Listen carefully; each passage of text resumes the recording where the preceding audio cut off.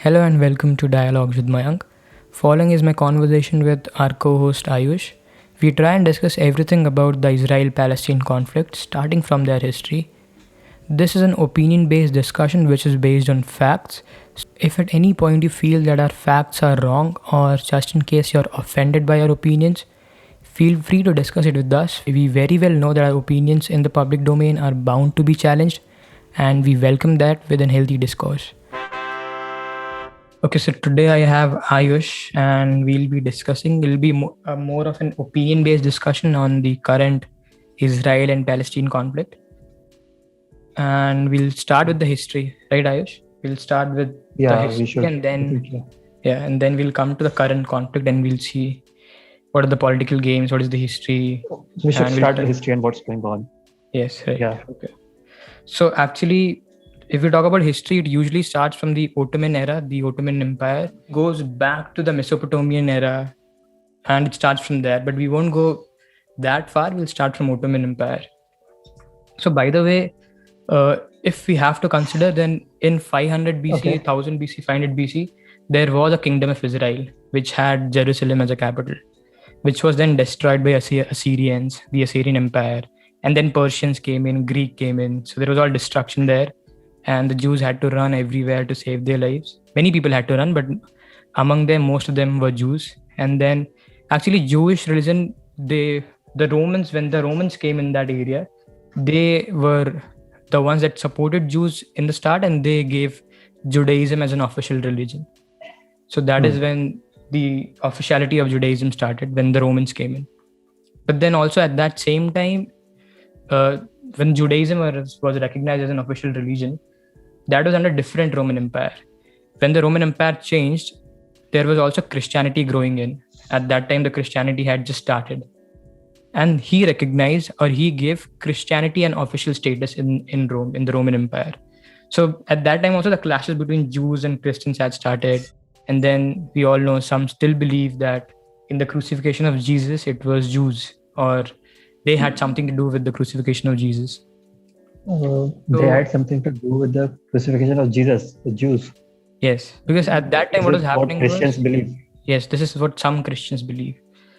Okay. And some also believe that they hate, the Jews hate Jesus.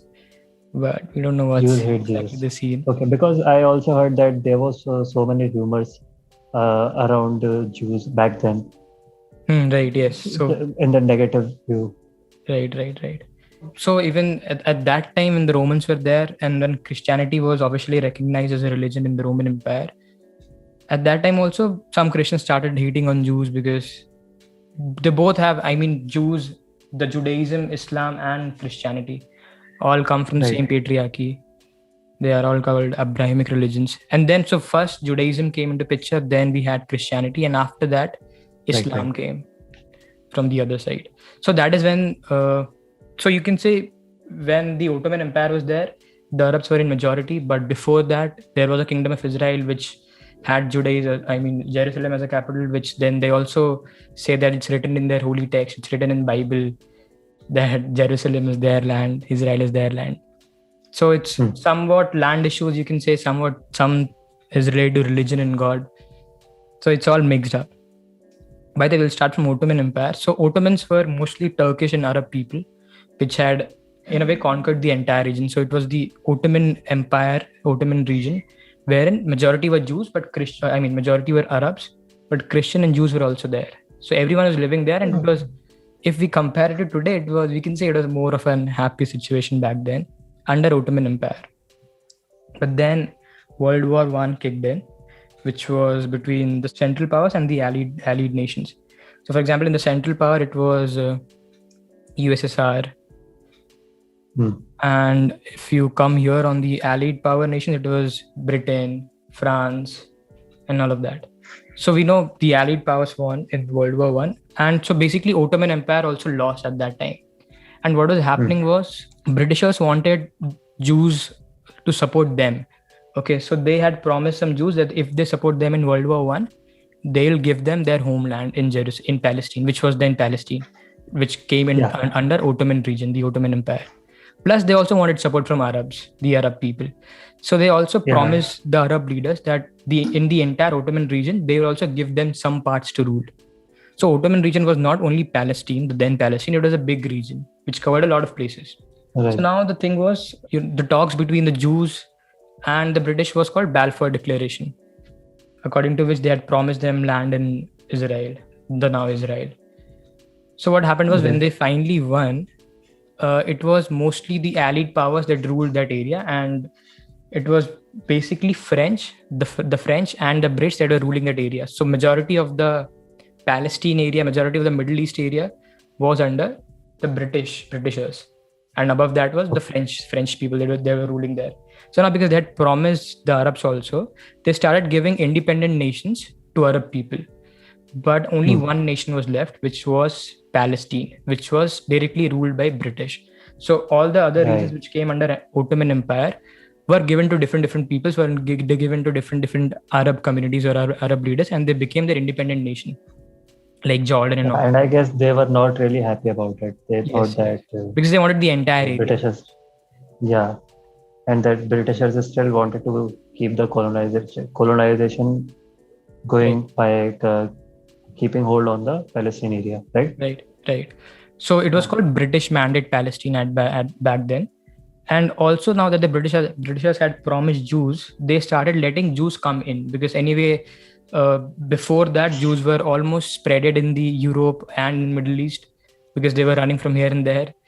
So now they started Right, coming right, into their homeland because they considered it their homeland, because it was there. If you consider 500 BC, 1000 BC, so they said that we'll come to Jerusalem, we'll come to Israel, the British Mandate Palestine, and also because Britishers had said them that if you help in the World War I, we'll give you this area. So the Britishers did not mind, and the Jews started coming in. But then at that time, when the British was ruling the British Mandate Palestine, majority of the population was Arab people, Arabs. So obviously with this immigration, they had a problem, because now more and more Jews were coming in and living in their land, which was right, at that time they considered their land because they were in majority. right. Then Nazi in Germany, the Nazis came in power. We know what happened with Jews there, Yeah, Holocaust and all of in the that. World War II, right? Right, before World War II, actually, just in that same time. So they started running from there. So a lot of Jews started coming from the Germany side to again British Mandate Palestine, which they considered their homeland, because they considered it a safe haven for them, because everywhere they were going, they were discriminated, they were tortured. So, and also in that particular period after that, actually, so they started coming in even after the Holocaust happened. More and more Jews started coming in the British Mandate Palestine area. So now the Arabs were getting angry, and they started revolting against the Britishers for allowing Jews to come in. And then Britishers decided that okay, now we'll stop the immigration, we'll stop this. So they restricted Jews from coming in, because the Arab in that nation had a problem in that area.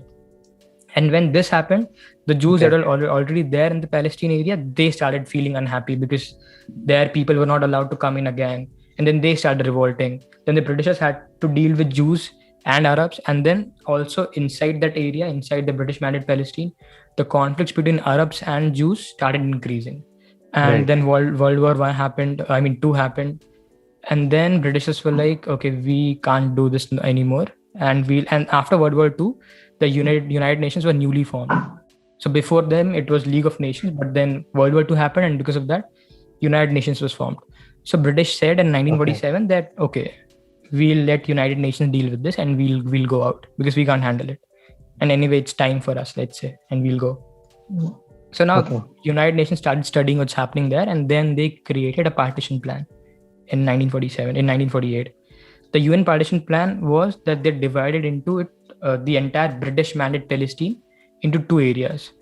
One was for Jews, and the other was for the Arab people, or you can say the Palestine people, the Palestinians. The Palestinians, So yeah, it's because better we refer they to them as created, Palestinians. Yes. yeah, because they created two parts for the Palestinians, right? One was the Gaza area, and So one was the actually, Western Gaza. one more, there's a little bit problem with the UN partition plan, according to some people, and that is Israel had their own area, which was, you can say, one complete area was for Israel. But for Right. Palestinians, it was divided into three different parts. There were three parts. One was not exactly West Bank, it was bigger than that. And then the Gaza part, which is now the Gaza Strip, and then also above West Bank, which is now West Bank. So above that also there was a small area which was given to them. So after the UN partition plan, basically the Palestinians were divided into 3 different areas. So which obviously they were unhappy about, and plus some people wanted the entire area, and they did not even want the Jews to exist. So that is the difference. Okay. But after this UN partition plan in 1948, the Israeli people, or let's say the Jewish people, were happy because they wanted their own land, and now they have got it by an officially recognized body. And then they declared independence. Then they declared the state of Israel in 1948. The Jewish people are happy with this. Yes, because they wanted a land for themselves and they got it. So they were happy. Okay. Even though it was divided into 2 parts, but they were happy that they finally have their own land, which they can call themselves for their official land. They can call their home. Yeah. Yes, now that the UN has also recognized it. But there, the Palestinians, and also not to forget, Israel is in Middle East, a small country in Middle East, which is surrounded by a lot of Arab nations.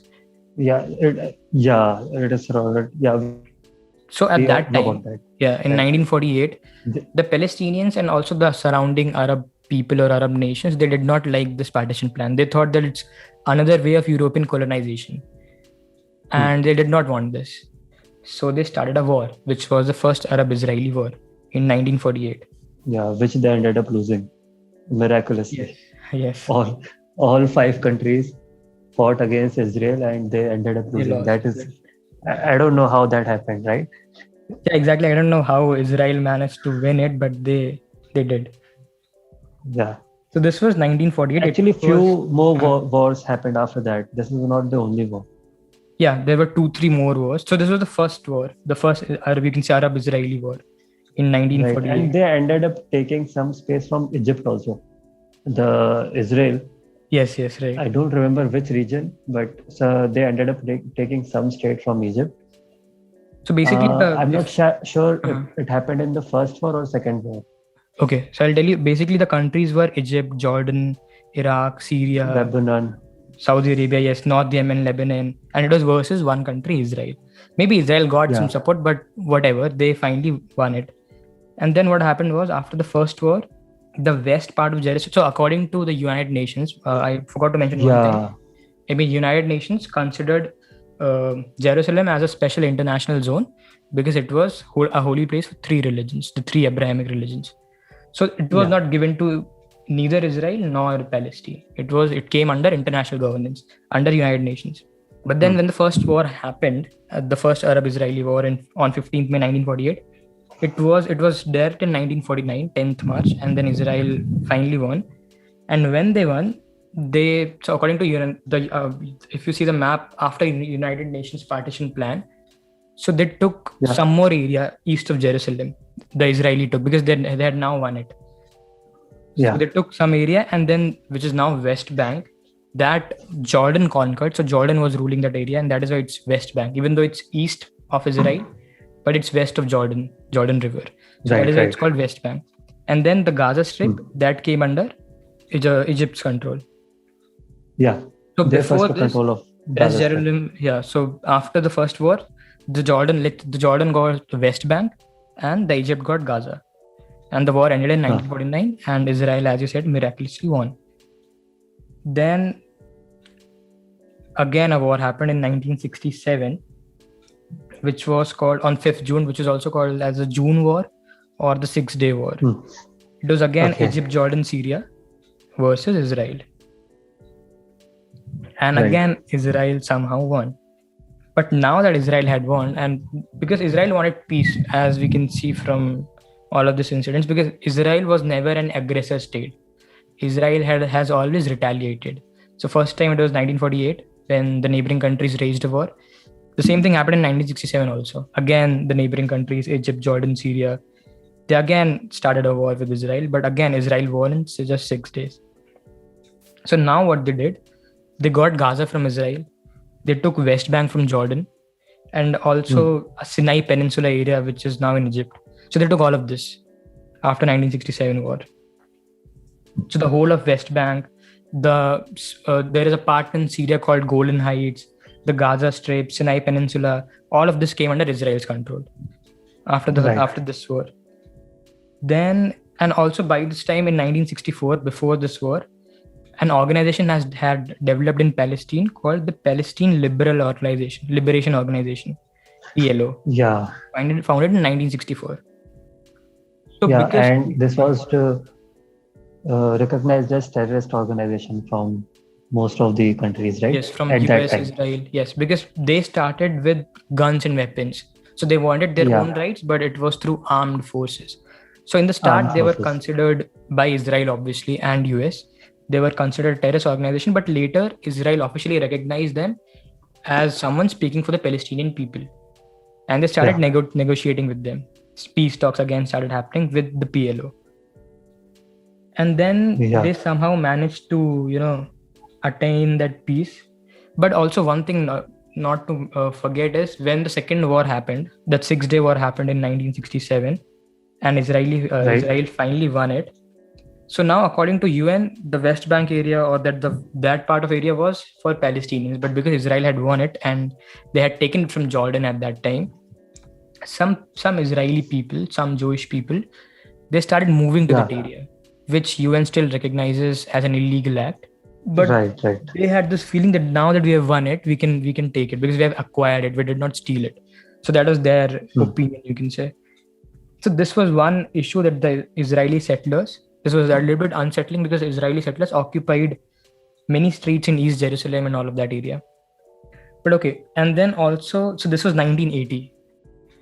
And then in 1987, there was the First Intifada, which is called the First Uprising. So it was an Arab word. It was by the Palestinian people. So it was their revolt, which is called the First Intifada or the First Uprising. What was this? This was a war in, you can say, in Israel and Palestine. So the Palestinian people started, revolting for their rights. They started protesting and all of that. So this is called Intifada, which if you translate to English is uprising. Okay. And in 1987, Hamas also came into picture in Gaza, in the Gaza Strip. It was also an organization by Palestinians, right? Of Palestinians. Yes, but in Gaza. Okay. Not in the West Bank. And it was also considered as a terrorist organization. It's still considered as a terrorist organization by many countries like USA, obviously Israel, also by European Union, Japan.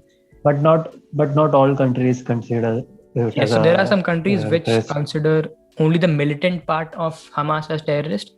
And then there are some countries like China, Russia, Turkey, which do not even consider anything related to Hamas as a terrorist thing. So we have different opinions. Some countries consider them, some don't, as a terrorist organization. But that is the time that Hamas also came. Their rise started in 1987. But by 1991, there was peace efforts started happening, and which is called Oslo Accords.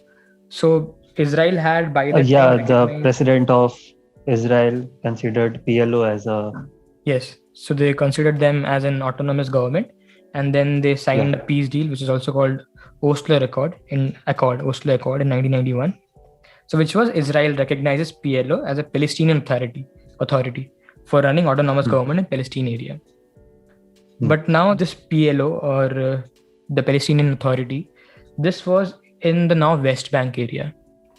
But also there was one more organization which said that they refer to Palestinian people or they stand for Palestinian people, which was in Gaza, which was Hamas.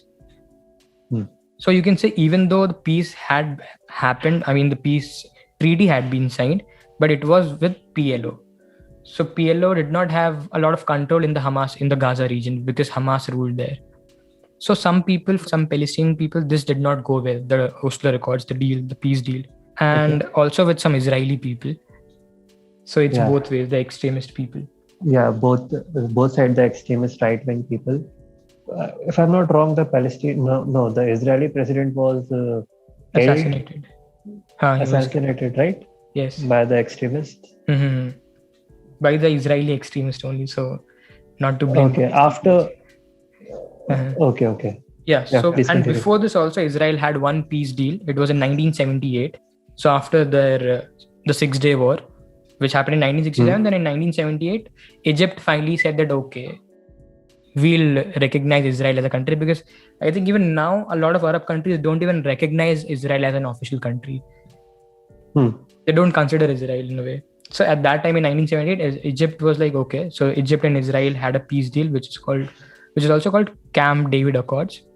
And then they also won peace, Nobel Peace Prize and all of that. But again, the extremist people in Egypt were not happy that they had now made a peace deal with Israel, and the then leader of Egypt was assassinated, Sadat. And then in 1994, in 1992, 1993, especially in 1993, the Oslo Accords were signed, which was between the PLO in Palestine and Israel, a peace deal. So after this peace deal, the then Israeli president Yitzhak Rabin was also assassinated in Tel Aviv, but by Israeli extremists, because they thought that we should not do a peace deal with Palestine. Yeah. Anyway, so after this peace deal, which is in 1994, when the Israel had a peace deal with the PLA, the West Bank area, or you can say that the area there, was divided into 3 parts. Because the problem was they could have given the entire... It was not divided, it was more like scattered.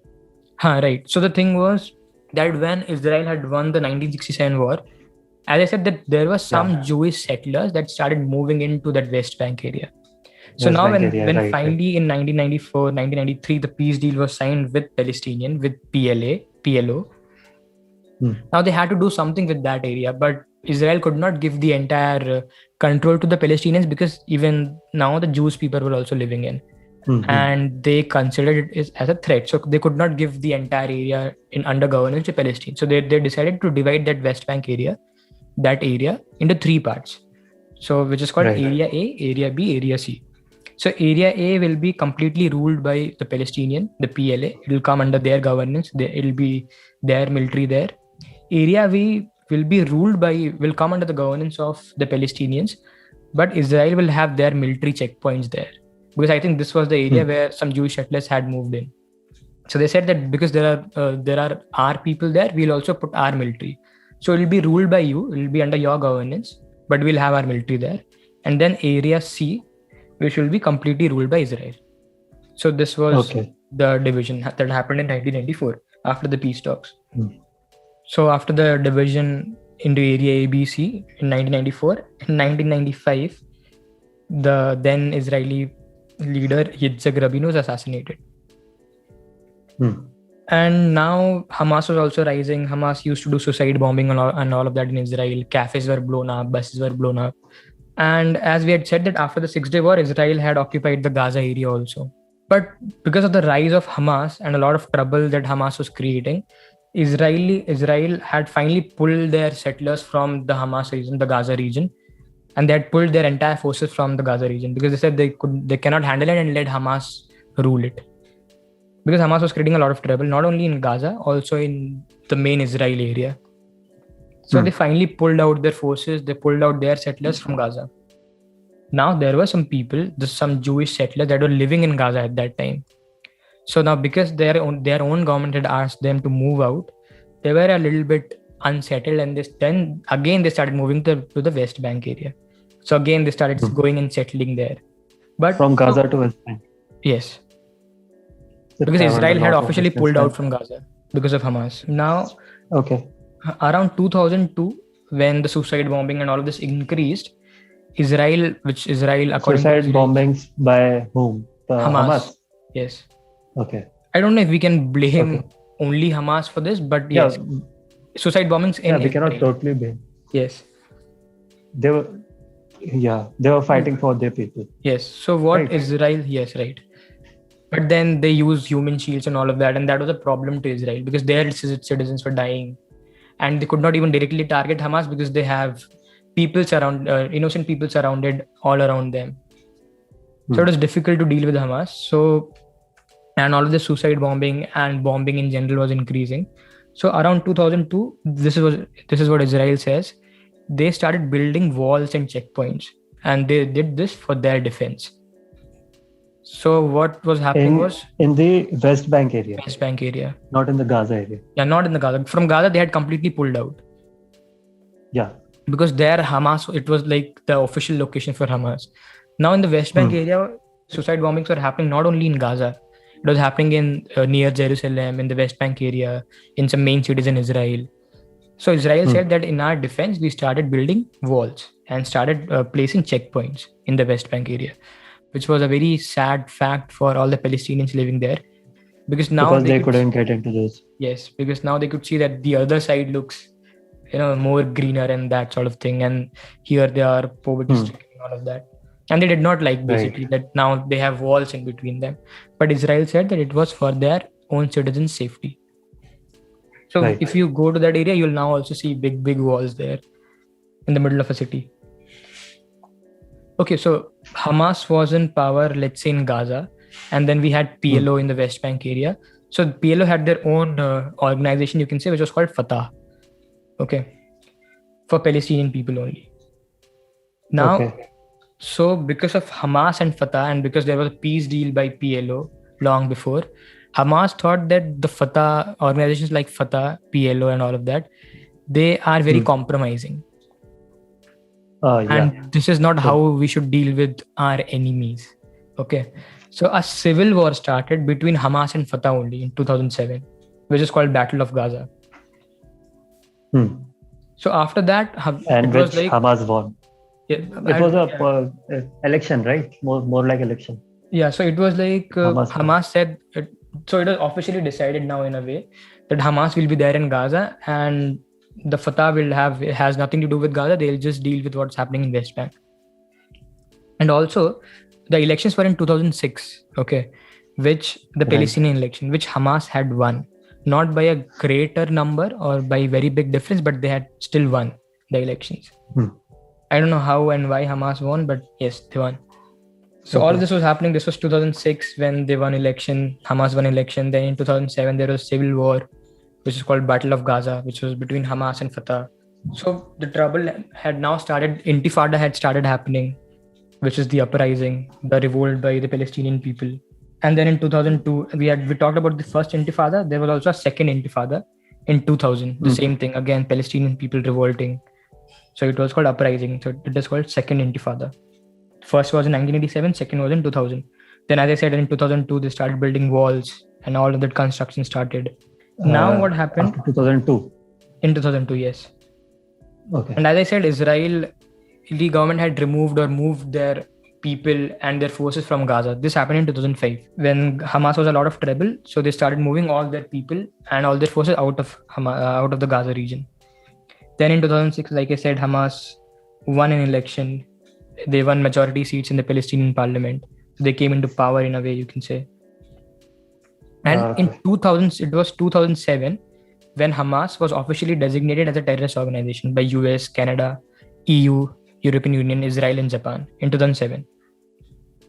And by 2014, there were a lot of clashes between Gaza, not just Palestinian people. So I'll call Gaza only because not every Palestinian was creating all of this trouble. It was Gaza, right, and Israel. So there were many clashes. And then also Israel retaliated. They started bombarding Gaza, which caused a humanitarian disaster, as some people say. But then Israel says that it was in their defense. Then in 2007, 6 December, it was the time when, by the way, still many Palestinians and many Arab countries or Arab nations and many other people, they still consider Tel Aviv as Israel's capital. So first of all, they don't even recognize Israel. And even if they do, they say Jerusalem is not your capital. Jerusalem will be our capital, the Palestinian people's capital, when they finally become an independent nation. And Israel's capital is Tel Aviv. That is why you will find majority of the embassies in Tel Aviv only, in Israel. So they are not in Jerusalem. Okay. So 2017, 6th December was the time when US President Donald Trump said that now we recognize Jerusalem as Israel's capital and we are moving our American embassy from Tel Aviv to Jerusalem. So this again started a sort of revolt in Israel because again Palestinian people were not happy with this move. But the Israeli and the Jews were very happy because now finally a nation like US has come and said that we now officially recognize Jerusalem as your capital. And they also said that they'll move their embassy, which was in Tel Aviv, the American embassy, to Jerusalem. This happened in 2017. So again, the clashes started happening. And now if we talk about what happened in 2021, so there are 3-4 reasons which is said to be which are said to be the triggers that cause again this conflict. Anyway, the conflict is never ending. It has been never ending, but sometimes it catches fire. So the spark is already always there, but there are times when it catches fire, like we have discussed, and then now in 2021. So the 3-4 triggers that they mention are: one was election was supposed to happen in Palestine, which the Palestinian president, you can say the PLA president or Palestinian leader, he thought that they'll lose from Hamas if the elections are conducted. Okay, so which is why elections were postponed. So elections were supposed to happen on May 22nd and July 31st, but then it was postponed by Mahmoud Abbas, which is the Palestinian leader in a way, you can say, because Hamas was again, it's still powerful, very powerful, and there were speculation that again Hamas will win. So elections were postponed, which is why now you see again a lot of initiatives taken by Hamas. Not good, but again a lot, because they could not get their chance to prove that they can again win in elections. So this is what they're doing now to prove the Palestinian people that they are there for them, and they should again officially recognize Hamas as their leader, which is why Hamas is taking all of this in their bombarding, throwing missiles and all of that.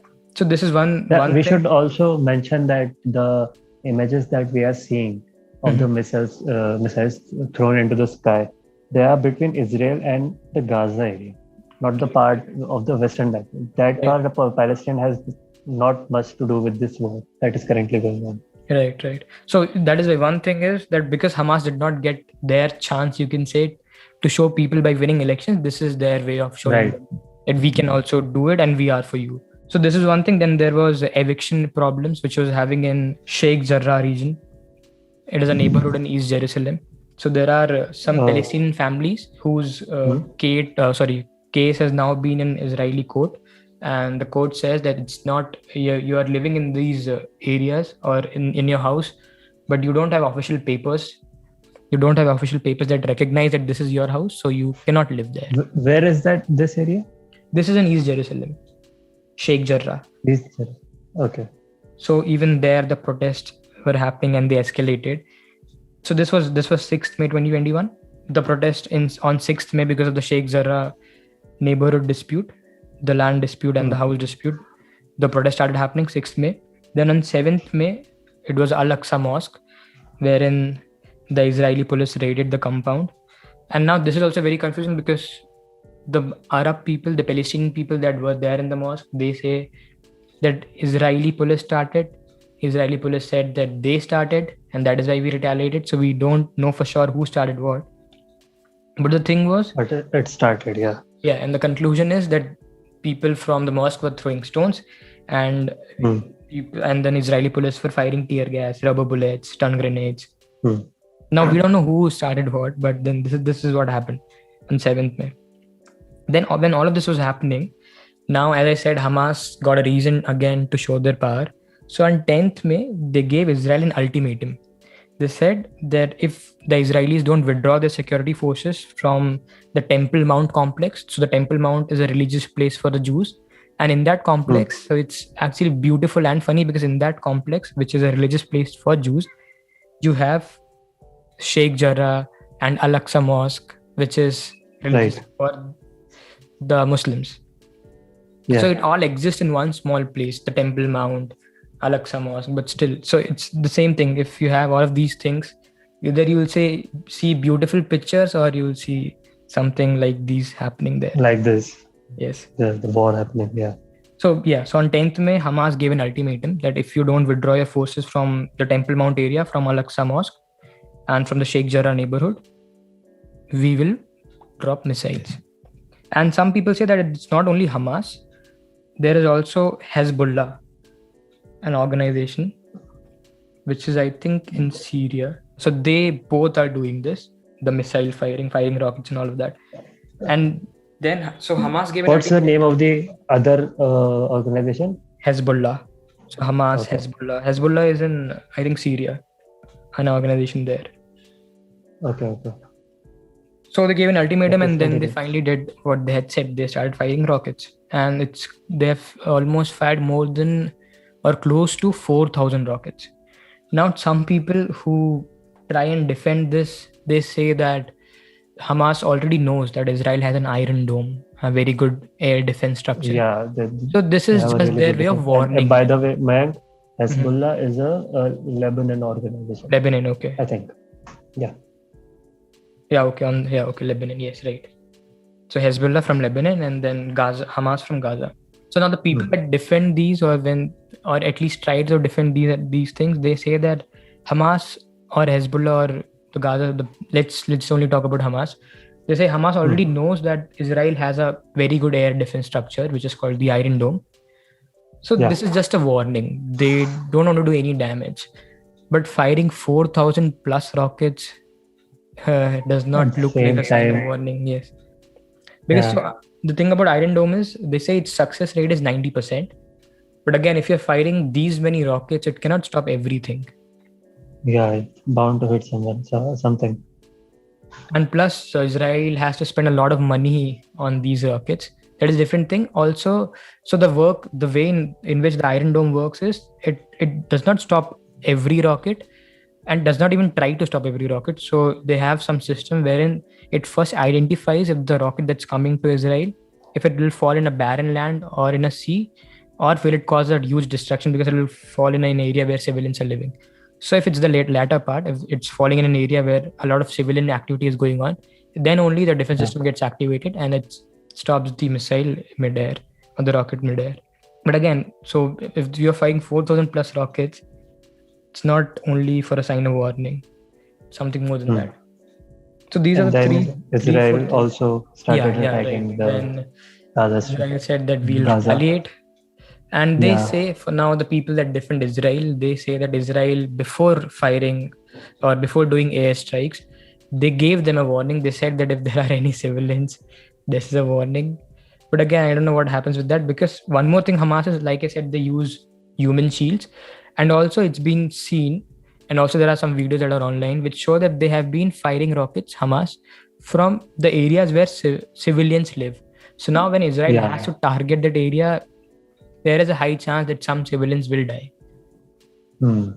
And it's again the doing of Hamas, because they know that this will happen and maybe this will stop Israel from, retaliating. So they fire rockets from the area where a lot of people are living. And then again, Israel also gave a warning, but then Israel had to retaliate. We know Israel is not a country that sits back. If something happens to them, they retaliate, and they have the power to Hmm. do that. And they do this, and then a lot of destruction is caused. But by the way, an update, because recently both the parties, Hamas and the Israeli Defense Force, IDF, they both have now agreed for a ceasefire. So we'll see how that Ah, goes. Even after the ceasefire, there were some clashes, but finally they both have agreed for a ceasefire. But I think it's just a on hold thing. It has not completely stopped. So we'll have to wait and see what happens. But again, the thing is, some people say like the solution is a two-state nation. Some people say it should be one state, and so yeah, nobody it's exactly knows. really hard to talk about this topic really because uh, as a country we can see that Israel's and Palestine's point of view that why they are firing, but firing these missiles and why the war is going on. Mm-hmm. But it is not really something easy to talk about, right? Because the innocent people are dying in this, and why they are dying? Because some extremists do not want to Right, they don't want compensate where any. they live. They do Uh, not want any compromise. right, They do not want to do any compromise. We cannot really judge who is right and who is wrong from this. right. I don't think we can judge from here Yeah, so because, that is the thing. yeah, If you consider emotions, then you're in a way obliged to feel that whatever is happening is wrong for the Palestinian people. But then if you put your emotions aside, you know that whatever Israel is doing is also right. For example, they have all the right to defend their country, to defend their people. right, right. So that is And it's what, if you eliminate and you emotion. also have to think that even if you have this power, then you should also think about it, right? You have the best defense in the world, and it goes both ways, man, because they have the right to defend their country, and the only way they think that they can do is by attacking the Hamas part. But Hamas is just uh, created their base where most of the civilians of the Gaza live. Mm-hmm. So only the innocents are dying too. It Yeah, is so a it's very heavy topic basically to talk on. it's basically the the civilians that are losing the war. Yeah, civilians, they are losing the war. Mm-hmm. So very cheesy line, but humanity is dying. What can you say? Humans and humanity are dying. But for some reason, I side with Israel because I say the same thing, because I believe if you put emotions aside, then you'll see that whatever Israel is doing is actually the thing that should be done, or they have, if not should be done, they have all the right to do that. But again, you'll feel sad for the Palestinian people because they're losing many innocent lives on that side, on the Palestinian side. Right, right. But then think, if you go You to see that. war or if you go to an all-out attack, you cannot blame your opponent for being strong. And that is what Yeah, Israel that's faces true. every time, even in the United Right. Nations, in the UN. Yeah, that is completely true. If you're firing 4,000 rockets at them and only a few of them are creating some problems, then that is a really good defense system. Plus, if you see how Okay. Jerusalem is, again, three holy site for three major religions, the Abrahamic religions. Yeah. And then they're still living there, trying to live there.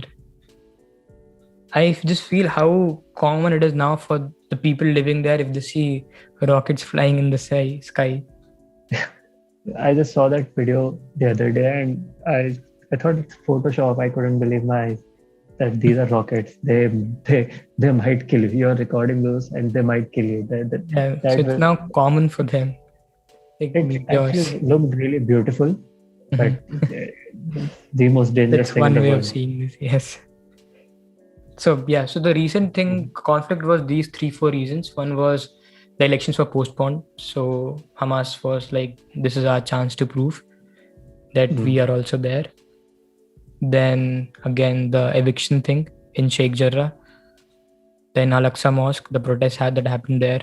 So as I said, I side with Israel, but only thing that is unsettling for me is the Jewish settlers that are moving to, the Palestinian people's land, you can say in a way. But Mm. again, I just read one more thing today itself, so I think I'll just share it, which is again for that Sheikh Jarrah eviction issue. Mm. So according to some people, and according to the story that I've read, this article, it's right whatever is happening, because they say that you remember when Jordan was controlling the West Bank area back then.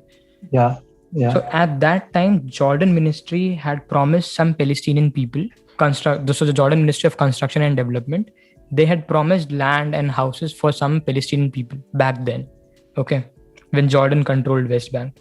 Then again, we know in 1967, the Arab-Israeli war happened, the second Arab-Israeli war, the Six-Day War, and Israel again won, and they occupied that area also. So if you ask Jordan, Okay. Jordan says that we were in the process to give them everything officially, the Palestinian people, so that they can live in that land. But then because of this war, we could not. So now the families that are facing this eviction issue, they don't have official documents. And the reason is because they did not get official documents. Whereas the Jewish people have official documents, because they say that they bought it in 1875 when there was Ottoman rule. Yeah. And they say that, and they have, I think, produced also property documents. So they say we have property documents that we got this land or this house or whatever from the Ottoman rule, when there was Ottoman rule in 1875. So Okay. now I've heard that all of this went to Israeli court, and they also said that because we Palestinian people don't have any documents, any official documents, and which is why they cannot now legally. So it's, I think, 6 to 7 Palestinian families that are facing this in the Sheikh Jarrah neighborhood. So they're like, one solution is we'll let you live there, because now that we can see that it's officially owned by the Jewish people, you pay them rent and you live there. But it's said that they are not even happy with that. So even though they agree that they don't have documents, but they still don't want to share it with the Jewish people. So they're like, we'll live and we want it for our own. We won't pay any rent or something like that. They So do this is not what I've want to. recently read. Okay. So according to this article, the Sheikh Jarrah incident is also fair on the Israeli part, because they say that the Palestinian families, they don't have any documents, and because of the Jordan thing, But again, if you ask Jordan says that the 6-day war happened and we could not produce or we could not give, and the process stopped. And whereas on the other side, the Jewish people say that we have official documents for these places or for these houses. So this is one update that I've recently read today only, in fact. So if there is anyone who's listening to this and who finds anything wrong or who wants to challenge our views or opinions, you are free to do so. Yeah, and I just want to say that these are our opinions. These are, I don't know, what do you say, Mayank? Yeah, so basically, these are just our opinions. Yeah, in a way, these are just opinions based on some facts. So if you think that the facts that these opinions are based on is wrong, you can anytime challenge it. We won't mind. Yeah. But actually, the history is very interesting if you go and read it, because, as I said, a lot of things were happening in the past and now it has fueled a lot of things. But again, there are some things which are wrong, which are unsettling on both the parts. But again, it's up to you to decide. For example, some people say, I recently had a discussion with one friend, Ayush, So there are some questions that I want to throw. For example, there are some opinions that say that Hamas was created because of Israel. So it was Israel because of which Hamas was created. And then, so I want to know what other people think of it. How much responsible is Israel for the creation of Hamas? And then who do you think is right? Is it Israel? Is it Palestinians? And then if you have any solutions. Question. You can't really say it's a war, right? If we say, like it is said about Hamas, that most of the, or it was said about PLO back then, that they are considered as a terrorist organization for most of the world, or mostly for Israel. But for some people, the revolutionary warriors, right? Yeah, but that is the thing. If now also, if you talk or if you see Palestinian people talking, they clearly denounce the Hamas organization. They say we don't have any relations to them. Yeah, because Hamas is now the extremist right-wing organization. So they say whatever Hamas is doing, you cannot punish us for that. But again, how else do you deal with it as a nation? Because we're not talking about individual people that you can make friends, you can go hang out. We're talking about one complete nation, and I don't think there is any other way to deal with it. And then obviously, innocent, that is the thing about war. Which is why you shouldn't go to war. But if you have reached that stage, you cannot save innocent lives from dying. So this is in a nutshell what's happening between the Israel and Palestinians. What is the conflict about? What has recently happened? But I'm happy it's finally come to an end, or let's say it's on hold for some time, because both the parties have now agreed for a ceasefire. But let's see how it unfolds, how it pans out in the near future. But again, there is no solution for this. That is the thing. I don't know if there is any solution to stop it. Unless and until they find some way to compromise. Yeah, so the only compromise I think they are not. Yeah, you both live happily. But I think we can see that Israel has, to the most part in their history, agreed to that peace thing. But again, there are some organizations, I'm not talking about every Palestinian, but like organizations like Hamas, which is preventing this from happening. So either you completely eliminate Hamas. The peace was achieved in the 90s, right? The mid-90s. Yes, the peace was almost achieved, but the Israeli president was assassinated. Right. The peace was almost achieved back then. And also Hamas was doing suicide bombings and all of that. So again, it disrupted everything. So again, as I said, I had thrown some questions. If there's anyone who thinks you can better talk about these things, we are ready to do a round 2 sort of thing, wherein if someone is interested, they can come, they can discuss, they can talk about their opinions. If you have some, if you think that something that we have said is wrong or were based on incorrect facts, you can come and correct it. We're open to all of these. So I think then we'll wrap up.